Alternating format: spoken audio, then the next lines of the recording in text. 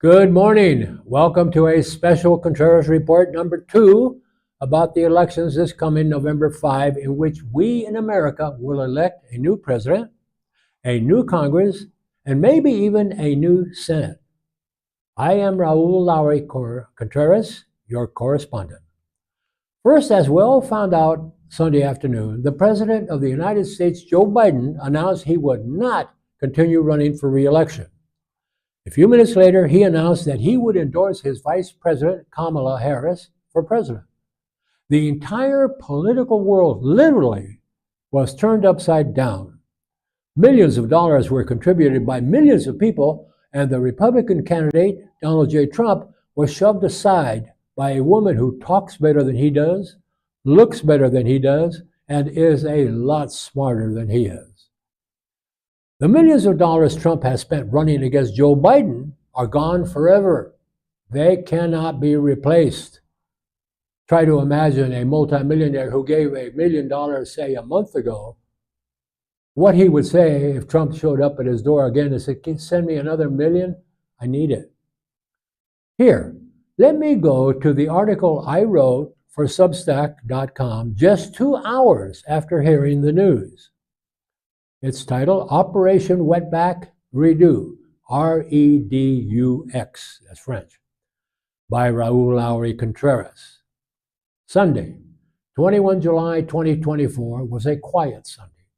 It was for me. I was waiting for the afternoon game between my San Diego Padres and the Cleveland Indians, or Cleveland Guardians, Indians, to begin at an early morning start San Diego time.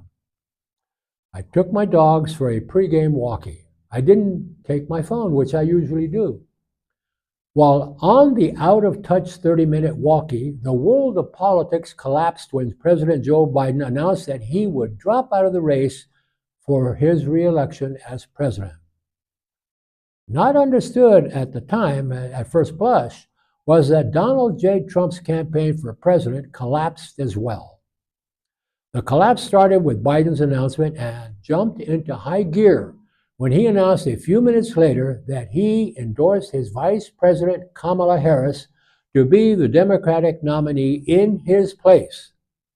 Between Biden's announcement and endorsement, a tsunami of dollars flooded into the Biden-Harris, now Harris and ? Vice President account at the company ActBlue account. Over an estimated $50 million was donated in less than 24 hours. But at the same time, almost a dozen potential vice presidential candidates started surfacing in the immortal words of a CNN, that's cable news network, expert political panel.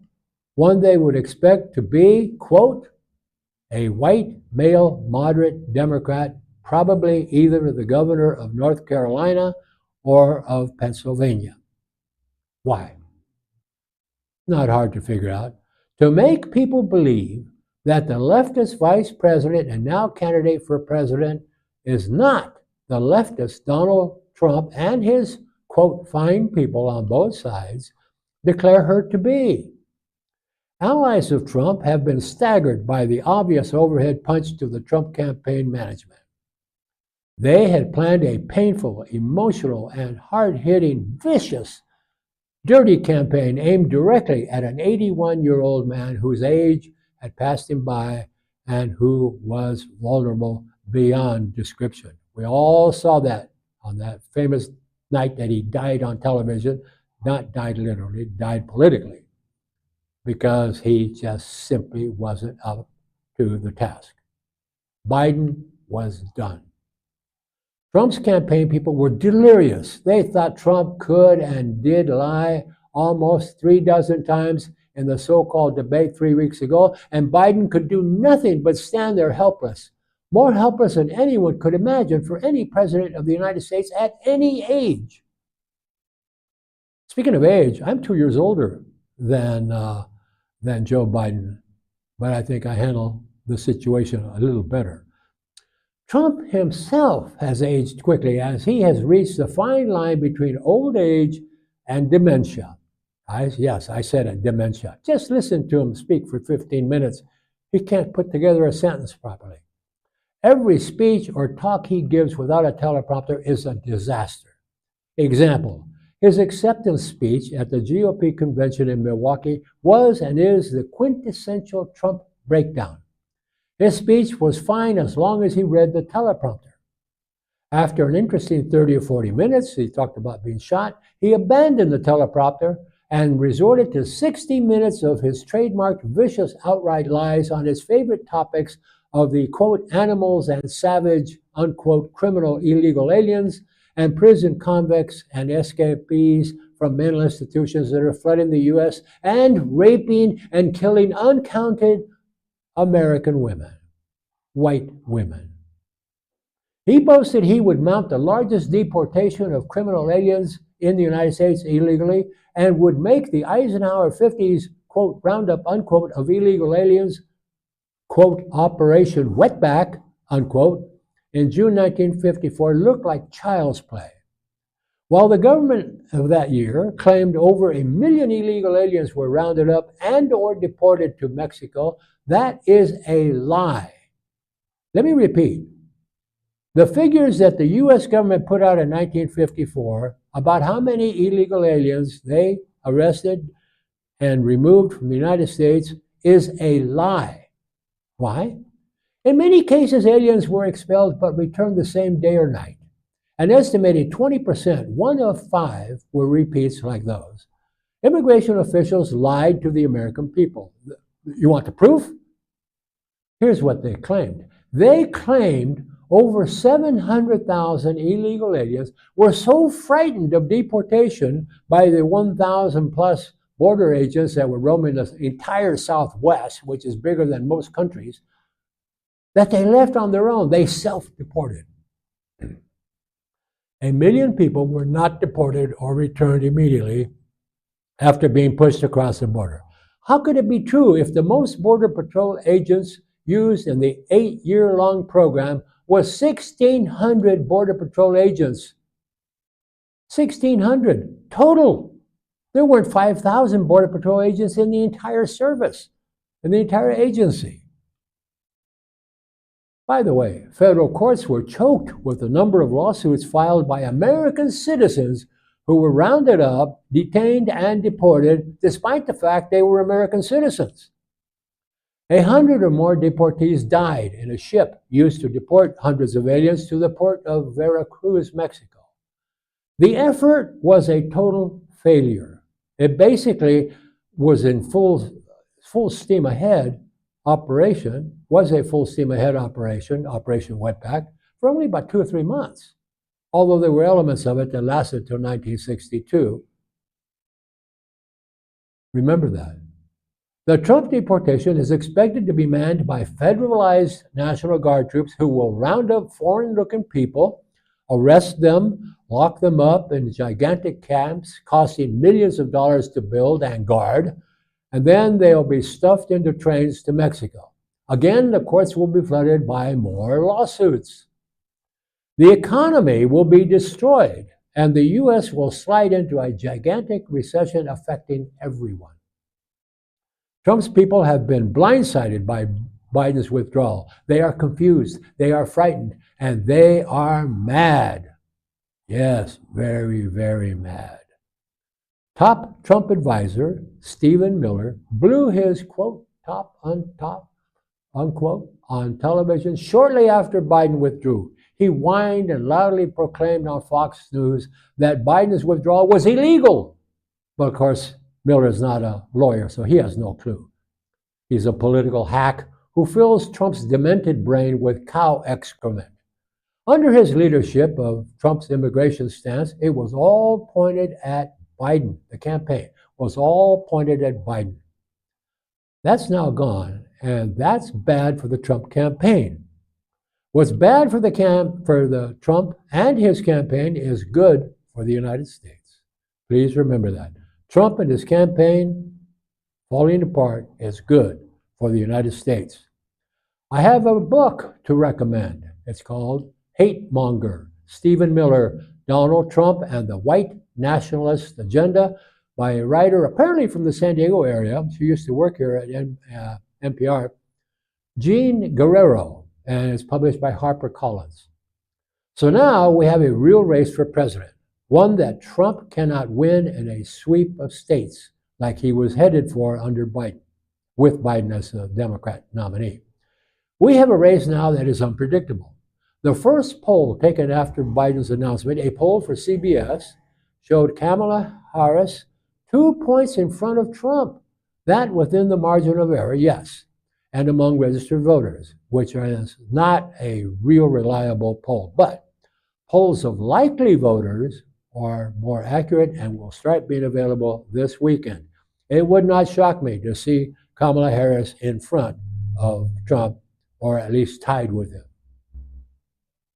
Now, let's move on to Congress. It looks to me like Harris will bring out enough voters to possibly yank the House out from under its tiny Republican majority. The Senate, however, looks like a lead pipe cinch to be controlled by Republicans for at least 2 years. If this is what happens, Republicans can control what Congress does for 2 years at least, under President Kamala Harris. Number two, Republican senators and governors will start campaigning for the next presidential election in 2028. Yeah, that's soon. Number three, with California Governor Gavin Newsom term limited out of office, we will have a gigantic brawl for governor among Democrats in California. Announcing today, as a matter of fact, this very day, is the former mayor of Los Angeles, Antonio Villaraigosa, who ran against Newsom in what was a dumb, stupid campaign that only Antonio could run, as he's not too bright. This time, Antonio must hire a bright campaign manager and do what his or her advice is. Antonio cannot depend on his own advice or experience because he's simply not equipped as a man to campaign in a full-time campaign for governor of California. If he hires right, and if he listens right, he can win and be the first Hispanic governor of California since the 1860s, when Romualdo Pacheco was the first Hispanic elected to statewide office, state controller, and then lieutenant governor, and he became governor of California when Governor Leland Stanford of Stanford University, the founder of Stanford University, was elected by the state legislature to the United States Senate. Lieutenant Governor Romualdo Pacheco, born a Mexican citizen, former Mexican citizen, and the highest ranking Mexican American, or Hispanic officer in the United States Civil War.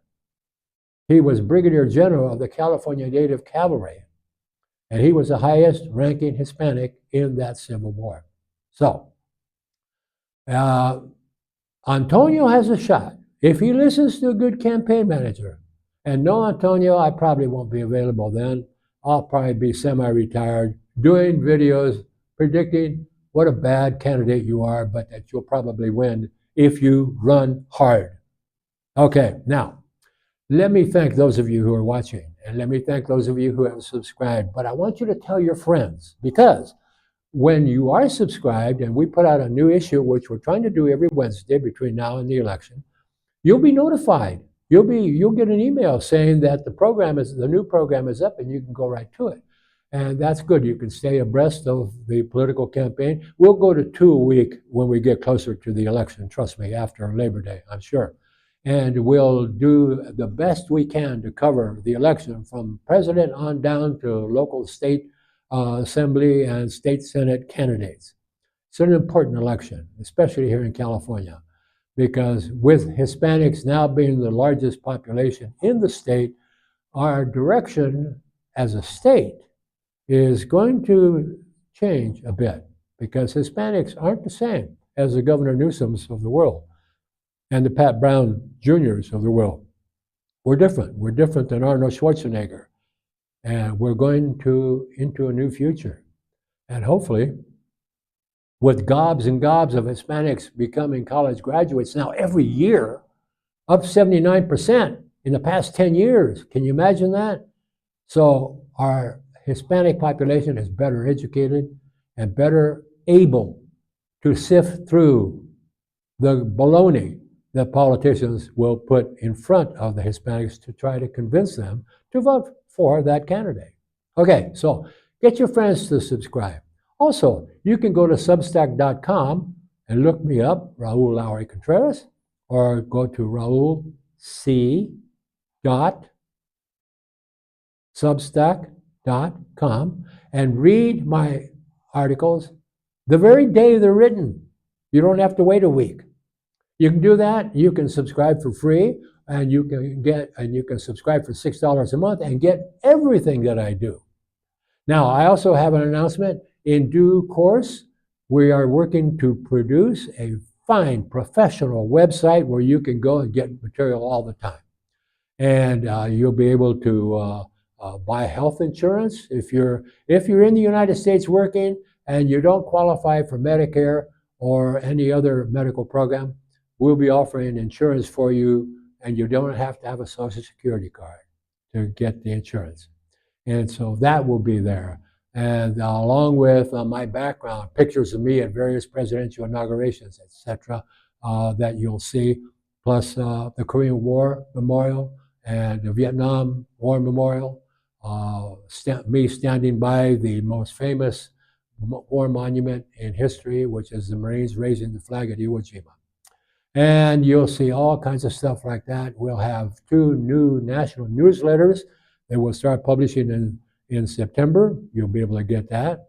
And you can get all the information that we put on video, as well as the archives of all the videos. We have well over 100.